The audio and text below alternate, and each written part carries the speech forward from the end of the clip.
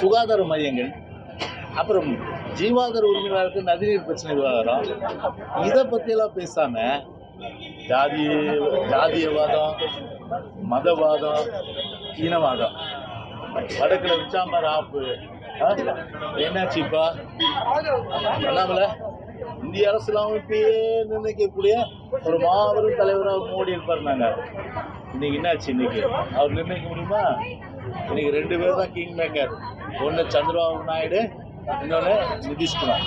2 பேர் தான் king maker. அப்படி 2 பேர் வந்து கிங் மேக்கர் வந்து சோலோவாக இன்னைக்கு இருக்க முடியல. ஏன் பக்கத்தில் இருக்கிற கர்நாடகாவில், கேரளாவில் ஒரு எம்பி ஜெயிச்சாங்க. அங்கேயாவது கால் ஒன்றுச்சு பாஜக, இங்கே கால் ஒன்றுச்சா பாஜக? இங்கே ஒரு சீட் வந்துதா? சும்மா அந்த புள்ளி ஒருத்த வச்சுட்டு இந்த ஃபிலிம் காட்டுற வேலையெல்லாம் இந்த மாதிரி இங்கே தமிழ்நாட்டில் எடுக்கூடாது. எங்களை பொறுத்தவரை என்ன, ஓட்டு சதவீதத்தில் நாங்கள் வந்து உயர்ந்திருக்கிறோம். 13 வருஷம் புரட்சி தலைவர் எம்ஜிஆர் திமுக வந்து வனவாசம் அமைச்சார். அதுக்கப்புறம் ஆட்சிக்கு வரல. 89 தலைவர் மறைந்த பிறகு தான் ஆட்சிக்கே வந்தாங்க. இல்லைன்னா அதுவும் வந்திருக்க முடியாது. அன்றைக்கி 2 சீட் எடுத்தாங்க 91 சட்டமன்றத்தில், 96 ஆட்சி பிடிக்கிறாங்க. அதே போல் வந்து பார்த்திங்கன்னா வந்து 80 வந்து ஆட்சி கலைச்சாங்க இந்திரா காந்தி அம்மா. திருப்பி 80 வந்து ஆட்சி பிடிக்கிறாரு புரட்சி தலைவர் எம்ஜிஆர். அந்த மாதிரி பார்த்திங்கன்னா அதிமுக வெற்றிகள் பல பெற்று, தோல்விகள் வந்த நேரத்தில் அதிகமான அளவுக்கு படிப்பினை கற்றுக்கொண்டு வருங்காலத்தில் புரட்சி ஒரு எழுச்சியை படைக்கும். இந்த திராவிட இயக்கங்கள் தான், அவங்க தான் இனிமேல் பிஜேபிக்கு தமிழ்நாட்டில் எந்த காலத்திலையும் வந்து மக்கள் வந்து ஆதரிக்க மாட்டாங்க. உறுதியாக சொல்கிறேன். பாஜகவுக்கு வந்து நோட்டாவுடன் தான் போட்டி, டெபாசிட் வாங்க சொல்லுங்க அப்படின்னு சொல்லியிருந்தீங்க ஒரு பேட்டியில. ஆனா இப்ப பல இடங்கள்ல 2வது இடம் வந்திருக்காங்க. குறிப்பா அதிமுகவே பின்னுக்கு தெளிவிக்காங்க அப்படின்னா பாஜக வளர்ந்துருக்காங்க அர்த்தம். இல்லை, நீங்க அந்த ஒரு ஸ்ட்ராட்டஜிக்ஸ் நீங்க எடுக்க முடியாது, புரியுதுங்களா? பொதுவாகவே பார்த்தீங்கன்னா வந்து அரசியல் சூழ்நிலைகள் மாறும். அரசியல் சூழ்நிலைகள் மாறும்போது இது போன்ற அளவுக்கு வந்து ஒரு மாற்றங்கள் ஏற்படும், புரியுதுங்களா? ஒரு அகில இந்திய ரீதியில் வந்து பார்ப்பாங்க. ஸோ அந்த மாதிரி மக்கள் வந்து அதை பார்க்குற பட்சத்தில் அந்த ஒரு வகையில் பார்த்தீங்கன்னா இது ஒரு டெம்பரரியாக வந்து அவங்களுக்கு அந்த ஒரு என்ன சொல்கிறது, ஒரு ப்ரீத் பண்ணுறதுக்கு ஒரு இது கொடுத்துருக்கலாம். ஆனால் இதை வச்சுட்டு அவங்க வந்து ஒரு பெரிய அளவுக்கு வந்து இங்கே கால் ஊன்ற முடியுமானா கண்டிப்பாக தமிழ்நாட்டில் கால் ஊன்ற முடியாது. ஆனால் இங்கே பொறுத்தவரை பார்த்தீங்கன்னா அதிமுக இங்கே பார்த்தா அடுத்தது திமுக. அது பிஜேபியும் இனிமேல் வந்து வேலைக்காகாது. இனிமேல் வந்து மற்ற கட்சிகள் எதுவும் ஆகுது.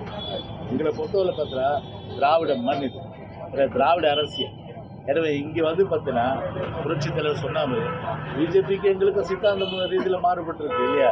எங்கள் தலைவர் தான் சொன்னார், புரட்சி தலைவர் கட்டுண்டு வாழும், சமநிலையில் இணைவோம், பிரிவினை நாடும். இதெல்லாம் நாங்கள் உறுதியாக இருக்கிறோம். அதனால் பார்த்தீங்கன்னா ஏதோ அரசியலில் வந்து பாஸ்டில் வந்து ஒரு தேர்தலுக்காக கூட்டணி வச்சோம். இனிமேல் அந்த தேர்தல் கூட்டணி என்பது வருங்காலத்திலே இல்லைன்றதை தெளிவாக பொதுச்செயலாளர் பொறுத்தவரை சொல்லிட்டாரு. அதனால் நேற்று இல்லை, இன்னைக்கு இல்லை, நாளைக்கு இல்லைன்றத சட்டமன்ற தேர்தல் உட்பட தான். இல்லைங்க, இப்போது பேட்டி நான் கூட பார்த்தேன். நான் பொதுவாகவே ஒரு இவங்களோட கூட்டு வச்சா இவங்கள ஜெயிச்சிடலாம், அவங்களோட கூட்டு வச்சா இவங்கள ஜெயிச்சிடலான்றது. What is the stand of our party? That is the most important. Are we proceeding with the straight line? Yes, we are on the straight line.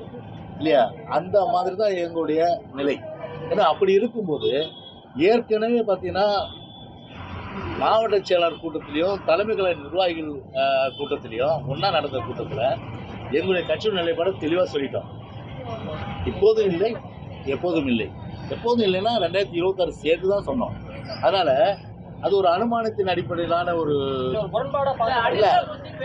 இல்லை அதுதான் அது வந்து ஒரு அனுமானத்தின் அடிப்படையில் இப்படி இருந்தால் அப்படி இருக்கா அப்படி இருந்தால் இருக்குங்களா, அதுக்கெல்லாம் நான் வந்து பதில் சொல்ல முடியாது, புரியுதுங்களா? என்னை பொறுத்தவரை அது அனுமானத்தின் அடிப்படையில் வந்து பார்த்தீங்கன்னா சொல்லப்பட்ட பதிலாக இருக்கலாம். அந்த அனுமானத்திற்கு சொல்லப்பட்ட பதிலுக்கெல்லாம் நான் பதில் சொல்ல முடியாது. வாட் இஸ் அவர் பார்ட்டி ஸ்டாண்ட் சொன்னேன். அவர் பார்ட்டி ஸ்டாண்ட் இஸ் கிளியர்.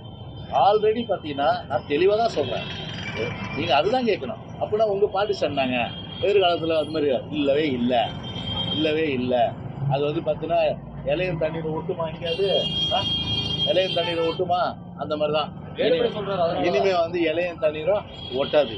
அதே போல் சும்மா மார்த்தட்டின்னு இருந்தவங்களுக்கு இன்னைக்கு அகில இந்திய ரீதியில் பிஜேபிக்கு மோடிக்கு கடிவாளம் போட்டாச்சு. இனிமேல் பார்த்தா அவங்க 2 பேர் சொல்கிற பாதையில் தான் அவர் போயின்னு இருக்க முடியும், இன்னும் சோலவாக இருக்க முடியாது. இப்படியெல்லாம் அகில இந்திய ரீதியில் இருந்துட்டு இன்றைக்கி தமிழ்நாட்டில் இருந்துட்டு இன்றைக்கி சும்மா இன்றைக்கி ஒரு வார் ரூம் வச்சுக்கிட்டு ஒரு மீடியா வச்சு டெய்லியும் பேட்டி கொடுத்துட்டு லைம்லைட்டில் இருக்குன்றதுக்காக எதையாவது ஒளரி சொல்லிட்டு இருக்கிற அந்த வேலை எங்களுக்கு கிடையாது. அது அண்ணாமலைக்கு வேணா உண்டு. பாதகம் செய்பவரை கண்டால் நாம் பயங்கொள்ளலாகாது பாப்பா, மோதி மிதித்து விடு பாப்பா, அவர் முகத்தில் உமிழ்ந்து விடு பாப்பா. அண்மை செய்திகளை உடனுக்குடன் தெரிந்து கொள்ள இணைந்திருங்கள் இயம்நாடு தொலைக்காட்சியுடன்.